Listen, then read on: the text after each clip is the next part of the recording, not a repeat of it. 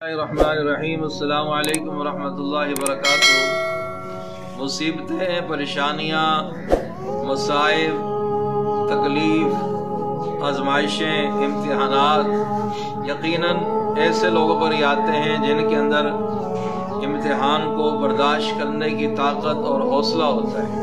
अल्लाह अकबर कबीरा। हमारे आज के दौर में फ़लस्तीन और गज़ा के मुसलमान जिस जुल्म और बर्बरियत का शिकार हैं और जिस जुल्म और तारीख़ की अजीम जुल्म की इस चक्की में वो पिस रहे हैं, वहाँ यकीनन उनका सब्र भी अपनी मिसाल आप है।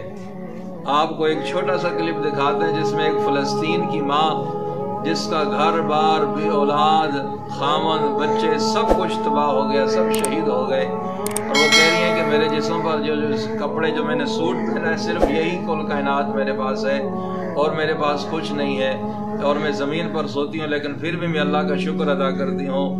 हाय क्या अल्फाज हैं, यहाँ इंसानियत भी शर्मा जाती है, यहाँ अल्फाज भी ख़त्म हो जाते हैं। किस हालत के अंदर हैं और फिर भी उनकी ज़बान पर नाशुक्री का लफ्ज़ नहीं है, फिर भी इस हाल में अल्लाह का शुक्र अदा कर रहे हैं। आप भी देखिए और अपने ईमान को ताज़ा कीजिए।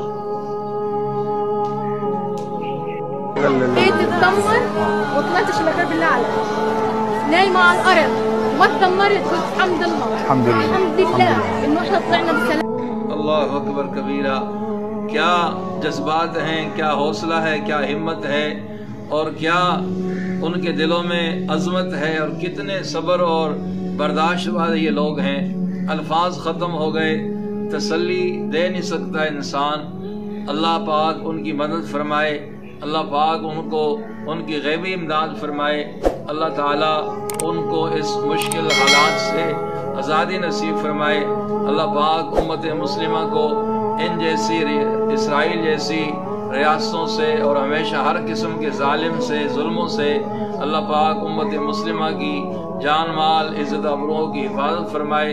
दुआ में याद रखिएगा। अस्सलामु अलैकुम वरहमतुल्लाहि वबरकातुहू।